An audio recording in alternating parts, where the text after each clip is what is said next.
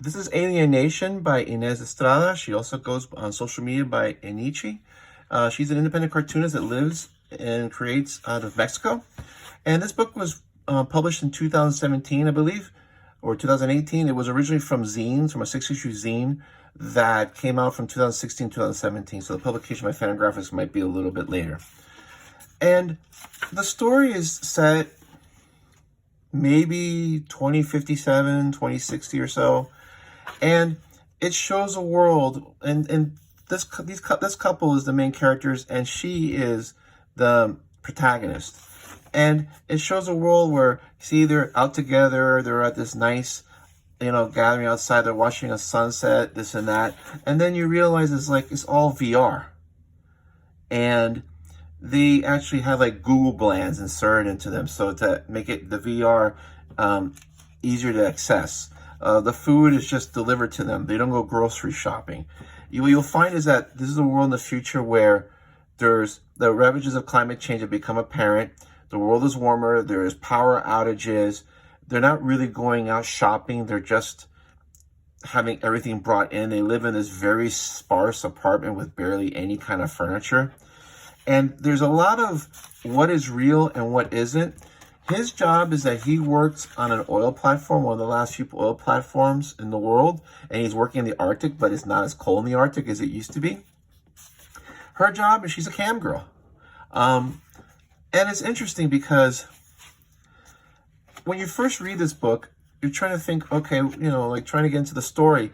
But what you find is that this book touches on a lot of subjects in a very inferred way through all the dialogue about climate change, the dependency of people on the internet, the effects of climate change, what's real and what isn't, what happens when your AI starts becoming too powerful, these sorts of things.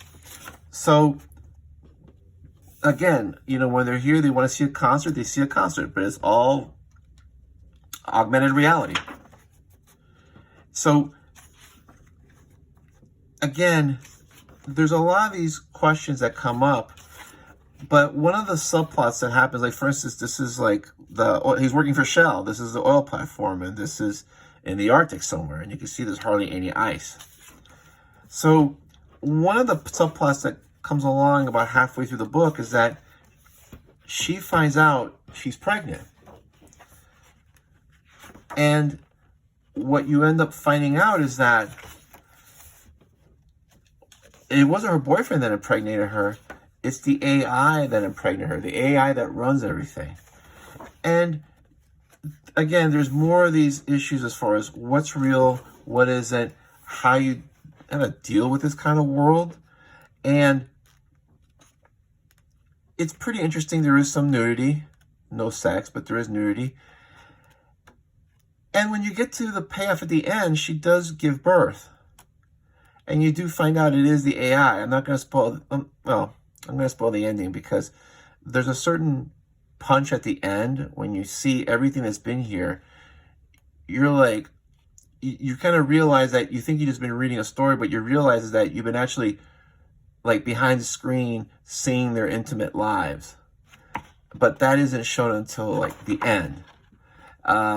Interesting back matter. This is a my first selfie. They have these glowing eyes because they actually have like Google glands inserted into their brains. And this is a family picture from 2037 with the main character and her father. I believe they're Native Americans out of Alaska. And so it's a pretty, first printing April 2019. It's a pretty interesting book. I like independent cartoonists. It's usually not my type of art style, but it works really well with the story. There's a lot of ornate pages here, like this. This is just amazing to me. And the two-color treatment works, again, really well. And again, there's a lot of big themes that this book talks about, but it does it through the dialogue. And it's never preachy, and it doesn't answer anything. But it's pretty interesting. It asks it deals with a lot of big questions. And that I liked. It's a very smart book in that respect. So if you're looking for something that's a pretty interesting story, Has a lot of thought to it. Interesting, great art.